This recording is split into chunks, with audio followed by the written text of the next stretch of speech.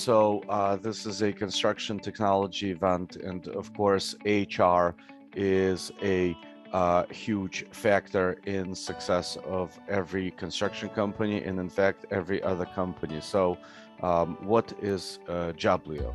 Joblio is a technology-powered social impact project that aims to reform the global industry of labor migration by becoming sort of like LinkedIn or the Indeed for the blue collar staff, by directly connecting employers and employees worldwide, irrespective of where they are. So, as many of us know, particularly those who are in the Gulf region, I happen to be in New York now, 6 o'clock in the morning.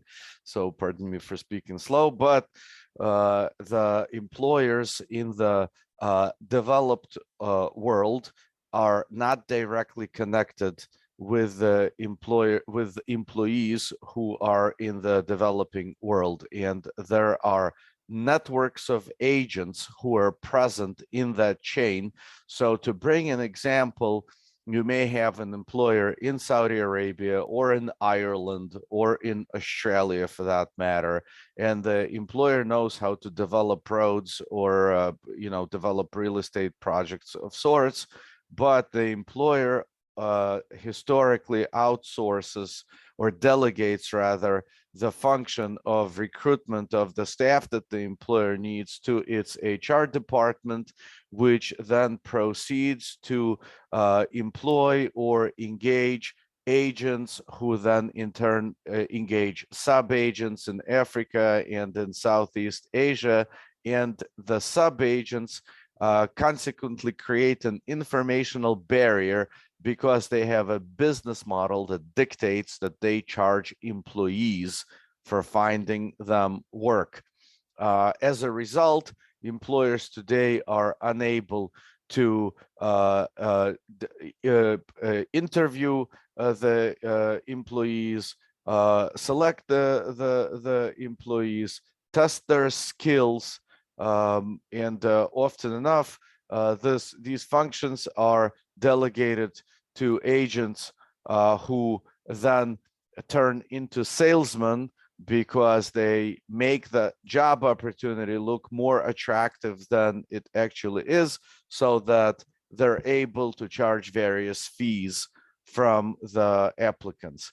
Joblio removes that informational barrier and creates an environment where employees throughout the world or prospective job applicants are able to connect with their employers free of charge, simply because we all have one of these things now.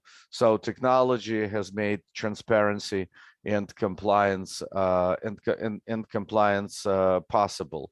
So here you can see some of the statistics that come from the International Organization for Migration. We often speak with the IOM and the International Organization of Employers and the International Labor Organization, various international bodies. And we believe that the real numbers are at least 3 to 4 times higher. But the IOM said that in 2018, or in 2017, rather, there were 258 million labor migrants in the world.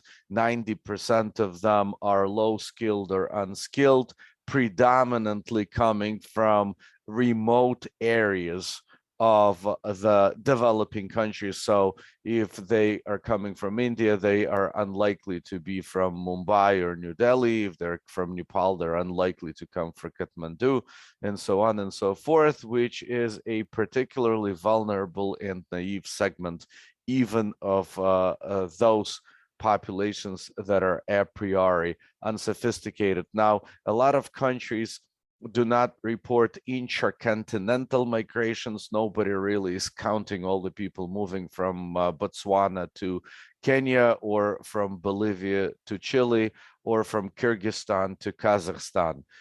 So we believe that the real number of labor migrants is closer to 1 billion.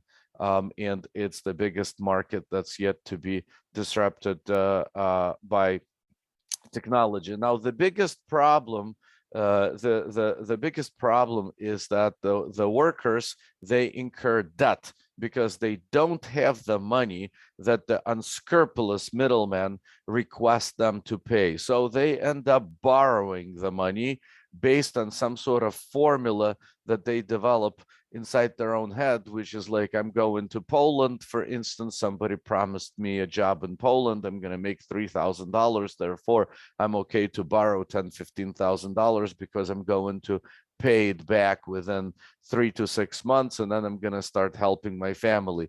Now, once the migrant shows up, the migrant learns that in reality, the salary is not $3,000 because it's $700, and he is not able, or she is not able to repay the loans, and they run away. So statistically in the European Union, for instance, 70% of all labor migrants in 2017 were no longer with their employer within the first 90 days. And that's because they borrowed money. So the key problem is that they have to pay. That's the key problem. So what Joblio does is Joblio creates a reality for the labor migrants where the labor migrant is able to connect directly with the employer. The employer is able to post a job offer on Joblio platform, and with help of technology, obviously, this connectivity is created, which in turn also brings compliance and efficiency. So it's all done. It's all done via an app, and as a result, everybody benefits. The ecosystem it consists of 4 participants. It's the employee, it's the employer, it's the government of the host country, and it's the government of the originating country. Today, everybody's at a loss.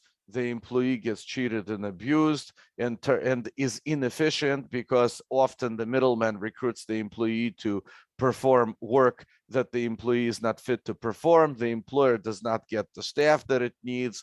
The host country receives people from other countries who are not the perfect fit for the local economy, and who may run away. And also when they do run away, of course, the host country loses the tax revenues that it would otherwise be able to derive. And the government of the originating country is at a disadvantage because its people are in another country, often not being paid, and therefore they're not sending money back home, on which the GDP of the originating country largely depends. Now, in the new world created by Joblio, of course, everybody wins because now the employee knows exactly what the job entails, what the pay is. The employee does not pay money, and therefore the employee is happier, which makes the employer's operation more efficient. The employer is able to select employees directly without intervention of the middleman or any informational barrier. So the employer now experiences enhanced efficiency, and there are revenue streams that are there because the employer has the employees, and both governments win in terms of compliance. So I'm quickly scrolling through the presentation just for the sake of time, but to sum up, Joblio invites everybody to join it in fighting the inequities that exist within this space, so that we can make the world a better place, both from the perspective of human rights and from the perspective of efficiency. And to finish, I'd like to add that despite the fact that I'm in New York, it's the governments of the United Arab Emirates and the Kingdom of Saudi Arabia that are really the role models as to how regulations happen post-arrival.